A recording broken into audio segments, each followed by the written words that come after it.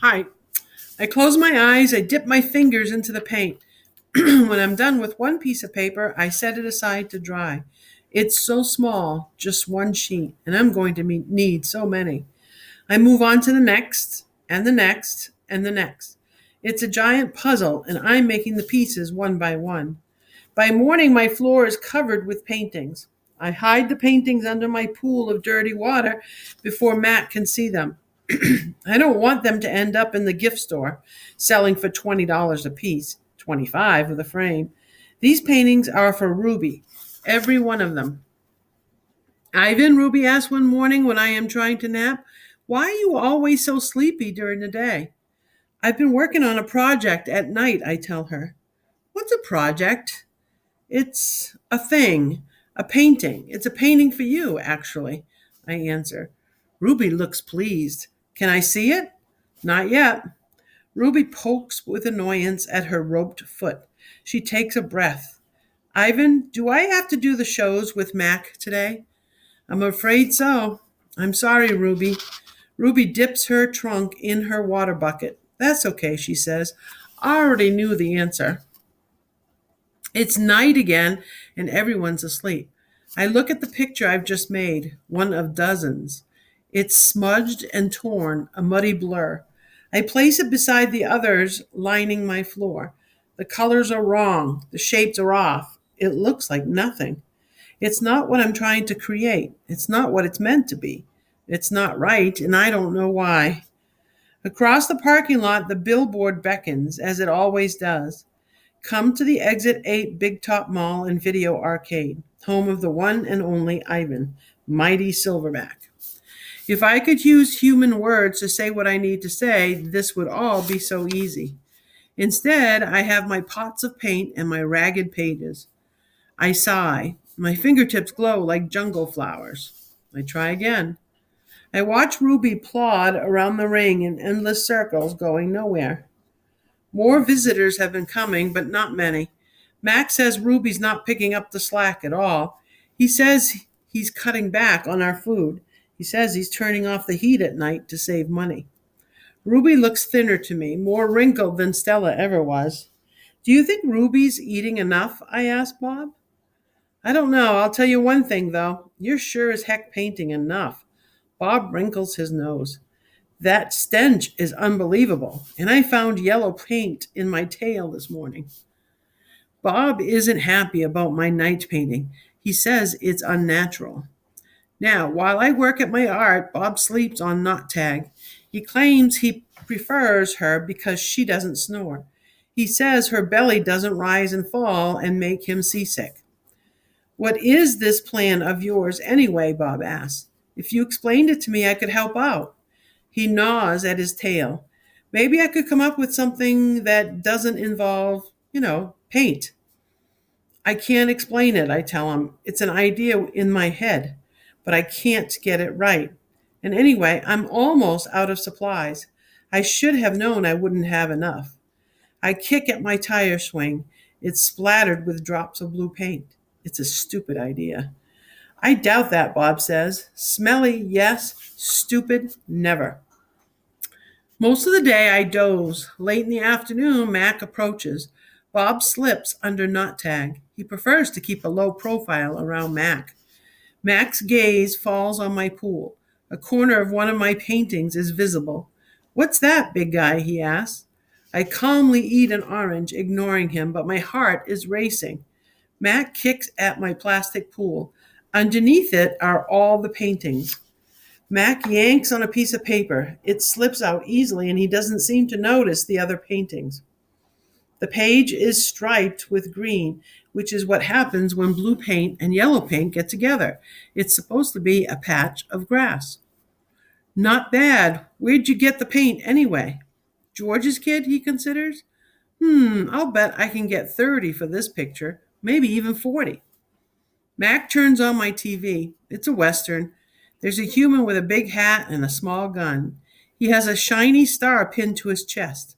That means he is the sheriff, and he will be getting rid of all the bad guys. If this sells quick, I'm getting you some more of that paint, buddy, Mac asks. He walks away with my painting. Ruby's painting for a moment. Ruby's painting. For a moment, I imagine what it would feel like to be the sheriff. Good news, huh? Bob says when Mac's out of earshot. Looks like you might be getting some more supplies. I don't want to paint for Mac, I say. I'm painting for Ruby. You can do both, Bob says. You're an artist, after all. While I watch the movie, I try to come up with a new hiding place for my paintings. Maybe I think I could fold them once they're dry and stuff them into knot tag. It's a long movie. At the end, the sheriff marries the woman who owns the saloon, which is a watering hole for humans but not horses. It's been a long time since I've seen a Western that was also a romance. I like that movie, I say to Bob. Too many horses, not enough dogs, he comments. An ad an ad comes on. I don't understand ads. They're not like westerns, where you know who the bad guy is supposed to be, and they're hardly ever romantic, unless the man and the woman are brushing their teeth before they face lick. I watch an ad for underarm deodorant. How do you know who's who if they don't smell? I ask Bob. Humans reek, Bob replies. They just don't notice because they have incompetent noses. Another ad comes on. I see children and their parents buying tickets, just like the tickets Mac sells. They laugh, enjoy their ice cream cones as they walk down a path. They pause to watch two sleepy eyed cats, huge and striped, dozing in long grass. Tigers, I know because I saw them on a nature show once. Words flash on the screen, accompanied by a drawing of a red giraffe. The giraffe vanishes, and I see a human family staring at another kind of family. Elephants, old and young. They're surrounded by rocks and trees and grass and room to wander. It's a wild cage, a zoo. I see where it begins and where it ends. The wall that says you are this and we are that, and that is how it will always be. It's not a perfect place. Even in just a few fleeting seconds on my TV screen, I can see that. A perfect place would not need walls, but it's the place I need. I gaze at the elephants and then I look over at Ruby, small and alone. Before the ad ends, I try to remember every last detail: rocks, trees, trails, trunks. It's the picture I need to paint. It's different now when I paint. I'm not painting what I see in front of me, a banana, an apple. I'm painting what I see in my head, things that don't exist, at least not yet. I pull out knot tag stuffing. Carefully, I fill her with my paintings, hiding them so Mac won't sell them. She's large, bigger than Bob, but I still have to crumble a few of them. Bob tries to settle on her for a nap. You've killed her, he complains. I had to, I say.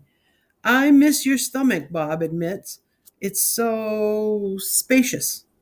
When Julia arrives, she notices that I've used up my paints and paper. Wow, Julia shakes her head. You are one serious artist, Ivan. My painting has sold for $40 with a frame. Mac is happy. He brings me a huge pile of paper and big buckets of paint. Get to work, he says. I paint for Mac during the day and for Ruby at night. I nap when I can. But my nighttime picture isn't quite right. It's big, that's for sure. When I place all the pieces on the floor of my cage, side by side, the cement is almost completely covered. But something is still missing. Bob says I'm crazy. There's Ruby, he says, pointing with his nose. There's the zoo. There are other elephants. What's wrong with it? It needs one more thing, I say. Bob groans. You're being a temperamental artist. What could be missing? I stare at the huge expanse of colors and shapes. I don't know how to explain it to Bob, but that it isn't done yet. I'll just have to wait, I say at last. Something will come to me, and then I'll know my painting is finally ready. During the last show of the day, Ruby seems tired. When she stumbles, Mac reaches for the claw stick. I tense, waiting for her to strike back.